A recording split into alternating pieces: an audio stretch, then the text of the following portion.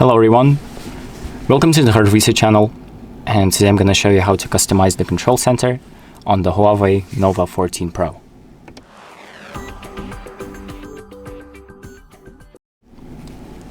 So if you want to change the icons on the control center, it's really easy to do, and I'm going to show you how. The first thing that we're going to do is open up the control center, and then we have this little pen and sheet of paper icon, so we're going to tap on that and then hit edit switches.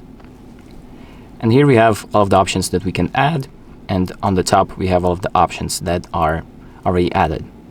So what we can do is just select an option. For example, I'm going to add power saving mode. I'm going to just hold it like that and just drag it to the top like this. And I can select where we can put it.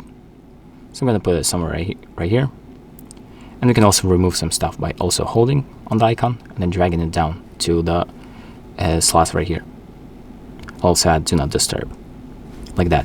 And once you're done, you can hit done. Or if you want to reset it to its default state, you can just hit reset. So once we're done, we press done. And now as you can see, the control center is now customized. And that is pretty much it. So thank you for watching.